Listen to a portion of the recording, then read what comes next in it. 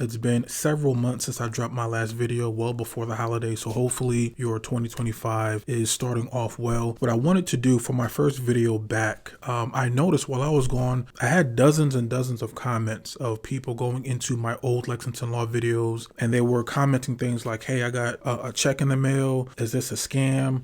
Where did this come from? What's going on? Yes, those checks were real. It wasn't a scam, but I want to go over why those checks were sent out to begin with. Some people literally got the check and didn't even realize where it came from. And the headline is very straightforward, right? So this is $1.8 billion. Notice this is a B. $1.8 billion payout headed to Lexington Law, creditrepair.com customers in the historic CFPB action, right? So you can see here the CFPB is going after Progression Teleservices, creditrepair.com, Progression Marketing, PGX Holding, eFolks LLC. There are multiple companies underneath the Progression Marketing, right? The most popular is Lexington Law, but they're all basically one and the same.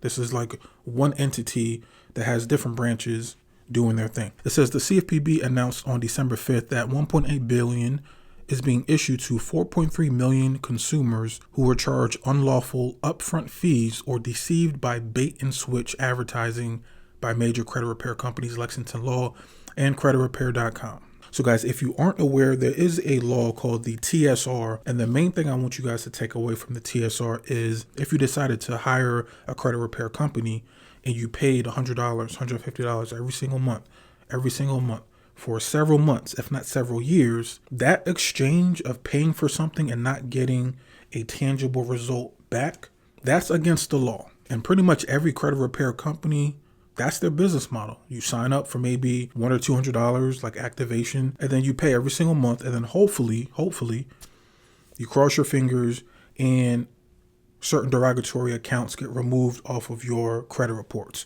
That's the business model that everybody uses. And even me personally, when I was running my credit repair company, that's how I ran it, because that's pretty much the standard. The CFPB came through and said, wait a second, we don't like that, because if you're paying this company every single month, and you're not getting things removed, that's an uneven exchange. And they're keeping people on auto bill, where there's some people that were getting charged for like over 2 years, not realizing nothing was really happening on their credit. Their credit reports basically was unchanged, yet they were paying this company several $1,000s over the course of years, and they didn't get anything out of it, right? This is what Lexington Law and a lot of these big credit repair companies were doing. The CFPB says we're not dealing with that anymore. We're going to shut that down. So you can see here, according to the press release, $1.8 billion is so far the largest distribution to come from the CFPB's Victim Relief Fund. So this just goes to show you that when the CFPB, they go after a whole bunch of different companies. It's not just credit repair. They go after all these mega corporations that they feel are doing a disservice to consumers. And this $1.8 billion is the biggest amount that the CFPB got one of these companies to pay. So they basically made an example out of Lexington Law. And they made an example out of them because, like I said, they're the biggest player. So now once the biggest player gets attacked and they have to pay $1.8 billion, that sets the precedence. And now all of the other credit repair companies that are trying to follow the same business model, sooner or later, the CFPB is going to come after those guys as well. So this right here is huge because it's going to change how we deal with credit repair, right? Credit repair has been the Wild Wild West for a very long time. So that means we're now going to have to change how we deal with companies. My stance is I want you guys to be educated enough to not even have to pay a credit repair company to do these things, right? We go over FCRA and FDCPA. I did a masterclass, I think back in September of last year, where I showed a real life case study of what happens when a debt collection company goes after you and they go against your rights and they go against FDCPA and FCRA. I showed you guys, those who were a part of that masterclass, I showed you guys a real life case study of how someone fought back and actually sued the debt collection company and got a check for it. They got paid in their pocket because they found a debt collection company acting the way they weren't supposed to. They recorded it. They followed the right procedures and they got paid for it. Do you get what I'm saying? So all the things that these big companies are doing, Lexington Law, credit repair, all these huge credit repair companies, they're not doing anything that you cannot do for yourself. So now let's go down and let's go over who got paid, when they got paid, because I think this is pretty important. Like I said, a whole bunch of you guys went into the comments and were like, hey, I'm getting a check. I don't know what this is for. So there's kind of like two buckets here. So you have Lexington Law, which I already mentioned several times, and then you have creditrepair.com. So if you were a customer of Lexington Law or creditrepair.com between March 8th, 2016 and August 30th, 2023, you're automatically included, right? You don't have to call anyone. You don't have to email somebody. You're automatically going to be included, right? I think most people probably fit into that bucket. But then you also have these like subsidiary or affiliate companies that their name isn't Lexington Law, but they're still kind of operating under the same umbrella and they're operating under the same terms as Lexington Law. And sometimes they'll kind of take you from Lexington Law over to one of these other companies. Like, it's a big mess, which is why when you look here and you see like who CFPB was going after, it wasn't just one name, right? So what they're saying is, even if you didn't pay Lexington Law, like literally Lexington Law, but you paid one of their like affiliate subsidiaries between the dates of July 21st, 2011 and August 30th, 2023, you're also going to be automatically included. And the next sentence says, eligible consumers do not need to do anything to receive a payment